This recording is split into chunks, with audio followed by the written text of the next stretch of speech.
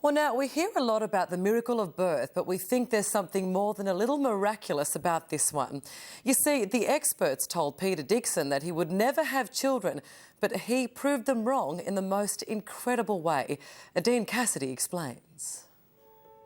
This is a 23-year story in the making, and today's the day to see how we go.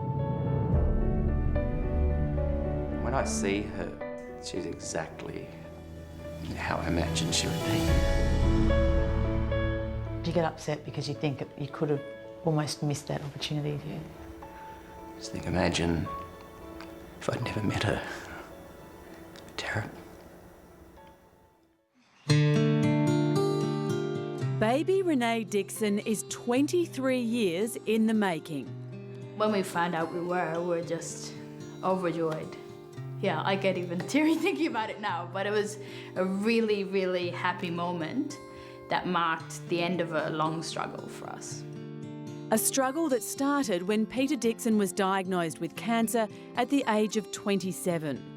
I just remember coming home and I think you just feel like the carpet's just been whipped from under you, and I remember looking outside and just thinking, wow, this could be it. If the diagnosis wasn't difficult enough, Peter was advised the radiation treatment would probably leave him infertile. The only way he might ever become a dad was to freeze sperm. So that's what he did. I always really wanted to have children, and so when I did find out I was infertile, I felt relieved that I had sperm put aside. Peter's samples would sit at the University of New South Wales for 20 years. Every couple of years I'd call up and say, you know, it's still there. But I did get a call one day from them saying, oh, look, it's been 10 years now, you're probably never going to use it, we're just going to discard it, is that okay? But in 2009, Peter met Barbara, and they realised the only way they could have biological children was to use the frozen sperm. It seemed simple, but it was a gamble most doctors weren't willing to take. Well, they said they absolutely cannot be used, that they just had Peter's last name. They didn't say Peter's last name, they said they just had Dixon written on them. So to them, they weren't even convinced it was Peter's sperm. And they were stored at the university, so they weren't stored correctly for a long time. The storage containers had Dixon scratched onto the side. It was faded, and doctors at the IVF clinic weren't convinced it was even Peter's. We had moments where we're standing face to face in a consulting room, and I'm saying, I won't be bullied. No matter how difficult it was, we can't do IVF ourselves.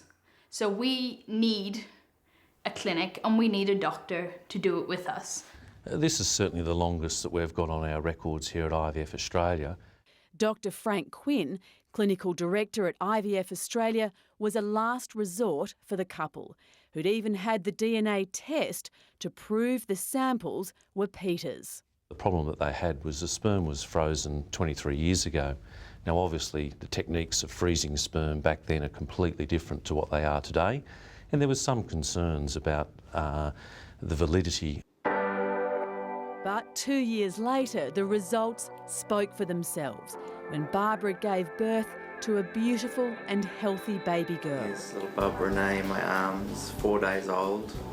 Life doesn't get better than this. There's no doubt that you're Peter's baby. Is there? Do you look just like your daddy? Yeah. You do. Yeah.